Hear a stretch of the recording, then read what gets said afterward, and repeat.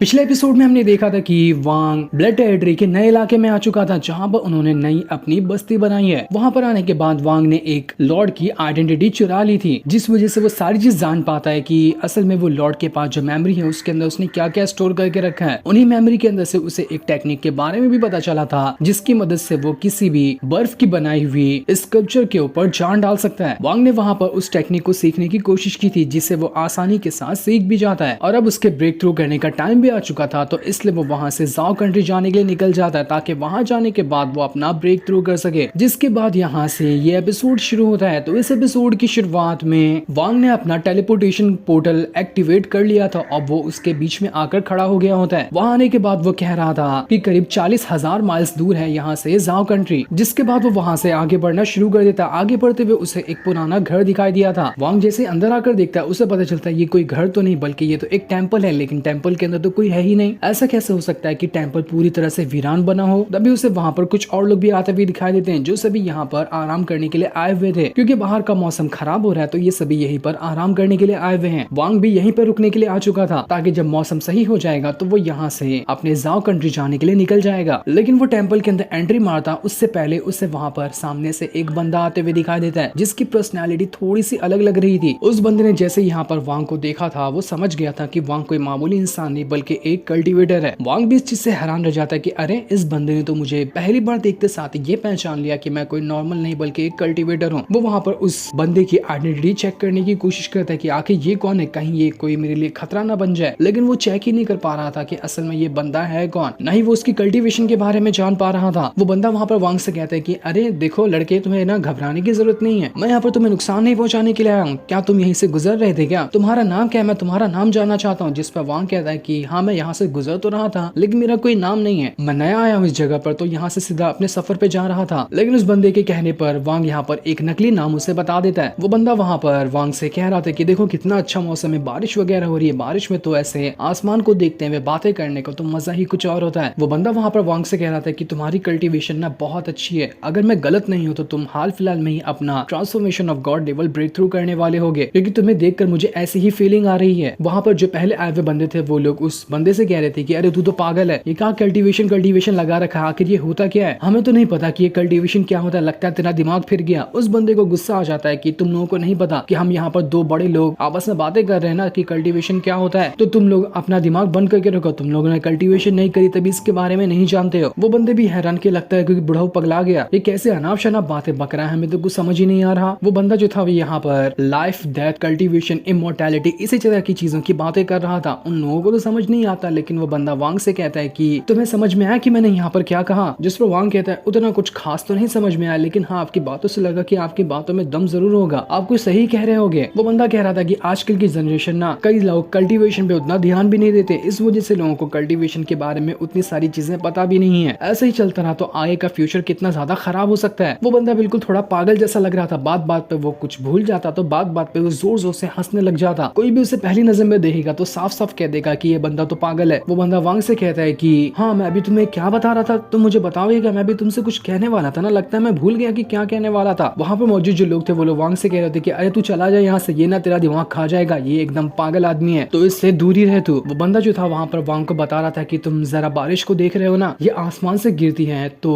उसकी मतलब की एक नई लाइफ होती है आसमान में, जो गिरने वाली बारिश की बूंदे हैं उसकी, और जब वो जमीन पे आती है तो वो खत्म हो जाती है, यानी कि उनकी डेथ हो गई। इसी तरह से ये लाइफ और डेथ का जो सर्कल है चलता रहता है। उसकी बातें थोड़ी बेकार तो लग रही थी, लेकिन वांग को उसकी बातें बहुत अच्छी तरह से समझ भी आ रही थी कि ये कुछ ना कुछ तो लाइफ और डेथ के आर्टिस्टिक कंसेप्शन के बारे में जानता होगा। वो बंदा बार बार भूल तो जा रहा था, लेकिन फिर भी वो अच्छी तरह से वांग को जो भी बात कहता वो पॉइंट टू पॉइंट कहता। वो वापस से दूसरी मिसाल देकर कहता है कि तुम सामने जो जलती हुई आग देख रहे हो ना, उससे तुम लाइफ पकड़ सकते हो, और जब आग बुझ जाएगी तो उससे तुम डेथ पकड़ सकते हो। इस तरह से तुम समझोगे कि तुम बहुत अच्छी तरह से लाइफ और डेथ के इस कंसेप्ट को समझ सकते हो। लेकिन फिर से वो भूल जाता है कि अरे मैं तुम्हें अभी क्या बता रहा था, मैं भूल गया, मैं तो तुम्हारा नाम भी भूल गया, तुम कौन हो? वहां पर मौजूद बंदे उस बंदे से कहते कि अबे यार तू अभी तो उसको बता रहा था ना कि लाइफ और डेथ क्या होता है, जरा अच्छे से बता ताकि हम लोग भी समझ जाएं। वो बंदा कहता है कि जब से मैंने अपना ना ये आर्टिस्टिक कंसेप्शन बनाना सीखा तब से मेरी मेमोरी एकदम बेकार हो गई है, मैं एकदम हर चीजों को भूल जाता हूँ, जो बात करता रहता हूँ, बात करते करते चीजों को भूल जाता हूँ मैं। वांग यहाँ पर उस बंदे से पूछता है कि क्या मैं आपके बारे में जान सकता हूँ कि आपने जो आर्टिस्टिक कंसेप्शन बनाना सीखा है वो किस तरह का है, आप मुझे उसके बारे में दिखाएंगे? जिस पर पर वो जो बंदा था वो यहाँ पर वांग को मना नहीं करता, वो अपनी पावर को एक्टिवेट करता है और अपना वाला आर्टिस्टिक कंसेप्शन वांग को एक्सपीरियंस कराने लगता है। जैसे कि ओल्ड मैन ने वहां पर वांग को उस सेट में लेके गया था जहां पर एल्डर लोग उसे अपना आर्टिस्टिक कंसेप्शन दिखा रहे थे, उसी तरह से ये ओल्ड मैन भी अब वांग को अपना आर्टिस्टिक कंसेप्शन दिखा रहा था। वांग बिल्कुल मानो अलग ही वर्ल्ड के अंदर पहुंच गया हो, बिल्कुल अलग ही जगह थी यहाँ पर। वांग को समझ नहीं आता कि ये जो जगह है वो बड़ी मिस्टीरियस है, आखिर ये किस तरह का आर्टिस्टिक कंसेप्शन है। वांग वहां पर उस बंदे से कहता है कि आपका जो आर्टिस्टिक कंसेप्शन है ना वो ना ही एकदम ज्यादा स्ट्रॉन्ग है ना ही एकदम ज्यादा वीक है, एकदम मिड लेवल का है ये, जिसका मतलब ये है कि ये काफी अच्छा है और मुझे लगता है कि यही आर्टिस्टिक कंसेप्शन आपकी मेमोरी को भुला देने का काम कर रहा है। वो बंदा बताता है कि हाँ तुम बिल्कुल ठीक कह रहे हो, मेरा आर्टिस्टिक कंसेप्शन ही इस तरह का ही है, इसको सीखने के बाद से ही मेरी मेमोरी एकदम ज्यादा कमजोर हो गई। वो बंदा वहां पर वांग को बता रहा था कि देखो ये आर्टिस्टिक कंसेप्शन जो होते हैं ना वो दो तरह के होते हैं। पहला ये है कि तुम किसी दूसरे का आर्टिस्टिक कंसेप्शन चुरा लो और जिस तरह से उसने मेहनत करके रखी है ना उसी तरीके को अपना लो, इसकी मदद से तुम बहुत जल्दी आर्टिस्टिक कंसेप्शन बनाना सीख जाओगे। लेकिन दूसरा वाला जो तरीका होता है ना वो मुश्किल होता है, उसमें तुम्हें खुद की अंडरस्टैंडिंग हासिल करनी पड़ती है हेवन की और उसके बाद एक खुद का नया आर्टिस्टिक कंसेप्शन क्रिएट करना पड़ता है, जो करना बहुत ज्यादा मुश्किल है। लेकिन अगर तुम वो कर लोगे तो वो तुम्हारे लिए बहुत ज्यादा फायदेमंद भी होगा, उससे भी ज्यादा फायदेमंद जितना कि तुम किसी दूसरे का कॉपी करोगे। इस दुनिया में अभी तक के बहुत ही कम लोग हैं जिन्होंने खुद की दम से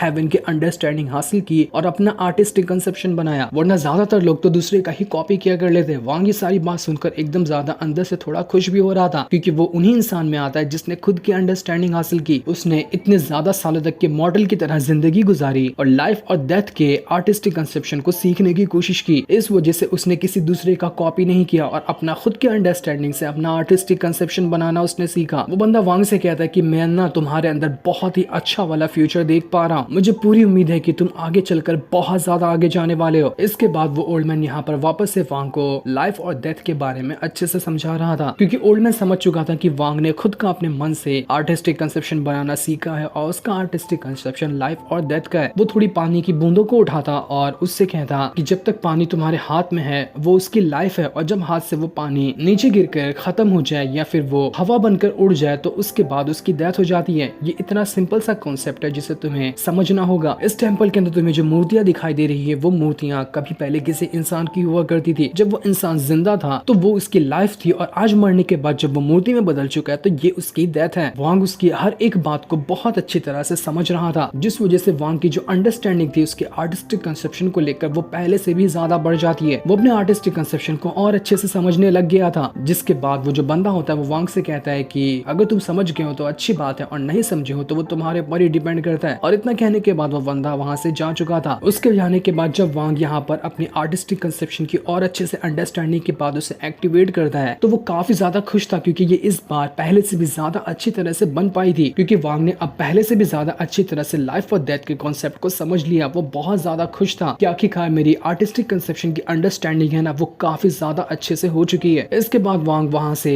जाओ कंट्री में जाने के लिए निकल चुका था, क्योंकि सुबह हो चुकी थी और बारिश बंद हो गई थी। वो सबसे पहले उसी जगह पर आता है जहाँ पर उसने काफी टाइम पहले एक बार पहाड़ के अंदर जाकर अपना कल्टीवेशन किया था और कल्टीवेशन करने के दौरान उसने ब्रेक थ्रू किया था। ये जगह जाओ कंट्री में उसके लिए सबसे बेस्ट थी कल्टीवेशन करने के लिए, तो वो यहीं पर आया होता है ताकि यहाँ पर आने के बाद वो दोबारा से अपना जो ट्रांसफॉर्मेशन ऑफ गॉड लेवल है उससे ब्रेक थ्रू कर सके। जिसके बाद वांग वहां पर उस गुफा के अंदर चले जाता है और अंदर आने के बाद उसने अपनी कल्टीवेशन करना स्टार्ट कर दिया था, क्योंकि अब बिल्कुल वो एकदम आखिरी स्टेज पे पहुंच चुका था अपना ब्रेक थ्रू करने के लिए। कल्टीवेशन करने के दौरान यहाँ पर वांग कह रहा था कि मुझे सबसे पहले अपनी जो ओरिजिनल बॉडी है ना उसको अपनी क्लोन बॉडी से अलग करना पड़ेगा, उसके बाद ही मैं यहाँ पर अपना ब्रेक थ्रू कर पाऊंगा, क्योंकि मेरी क्लोन बॉडी ने यहाँ पर अपने लाइफ और डेथ के कॉन्सेप्ट को सीखा है, जबकि ओरिजिनल बॉडी अभी तक के नेट से 100 लेवल पे ही है। तो इस हिसाब से यहाँ पर ब्रेक थ्रू नहीं हो सकता, सबसे पहले दोनों को अलग करना होगा, उसके बाद ही ये ब्रेक थ्रू हो सकता है। इसके बाद वांग वहां पर अपनी कल्टीवेशन का इस्तेमाल करते हुए अपनी क्लोन बॉडी और अपनी ओरिजिनल बॉडी को अलग करने लग गया था, ताकि वो यहाँ पर अपना गोल अचीव कर सके, ट्रांसफॉर्मेशन ऑफ गॉड लेवल को ब्रेक थ्रू करने का। वांग यहाँ पर कहता है कि अगर मैं यहाँ पर पहले वाला टाइम होता तो मेरी जो क्लोन बॉडी है वो उतने ज्यादा टाइम तक के जिंदा नहीं रह पाती, लेकिन अब मेरी क्लोन बॉडी का एक्सपीरियंस इतना ज्यादा हो चुका है कि वो अब यहाँ पर खत्म नहीं होगी, इसलिए मुझे अपने दोनों कल्टीवेशन मेथड को अलग करना पड़ेगा, मेरी क्लोन बॉडी के लिए अलग कल्टीवेशन और मेरी ओरिजिनल बॉडी के लिए अलग कल्टीवेशन। इसलिए मैंने डिसाइड किया है कि मेरी जो क्लोन बॉडी है वो नॉर्मल तरह के कल्टीवेशन में जाएगी जो कि हेवन की अंडरस्टैंडिंग वाली है, और जो मेरी ओरिजिनल बॉडी है वो एंशिएंट गॉड के कल्टीवेशन मेथड को फॉलो करेगी, वो उस तरह के कल्टीवेशन से आगे बढ़ेगी और मेरी क्लोन बॉडी इस तरह से आगे बढ़ने वाली है। इसके बाद वांग की जो पहले क्लोन बॉडी थी वो सबसे पहले यहाँ पर अपनी ओरिजिनल बॉडी की मदद करती है ताकि वो जो एंशिएंट गॉड वाली कल्टीवेशन है वो उसको अच्छे से पूरा कर सके, क्योंकि उसके कल्टीवेशन में बिल्कुल अलग तरह के लेवल आते हैं और जो वांग ने यहाँ पर नेटसल सोल लेवल या फिर ट्रांसफॉर्मेशन ऑफ गॉड लेवल पे जा रहा है उसके लिए अलग मेथड और अलग लेवल होते हैं। तो पहले यहाँ पर वांग की जो क्लोन बॉडी थी वो ओरिजिनल की मदद कर रही थी ताकि वो वहां पर पहले अपना एंशिएंट गॉड वाला कल्टीवेशन मेथड को कल्टीवेट कर सके, जिस वजह से ओरिजिनल बॉडी को वहां पर काफी ज्यादा तकलीफ होने लगती है। लेकिन फिर भी क्लोन बॉडी यहाँ पर अपनी पूरी जान लगा रही थी ताकि वो उसका ब्रेक थ्रू करवा सके। लेकिन अभी हमें नहीं बताया जाता कि उसने ब्रेक थ्रू किया या नहीं किया। जो सीन दिखाते ही ये एपिसोड यहीं पर एंड हो जाता है।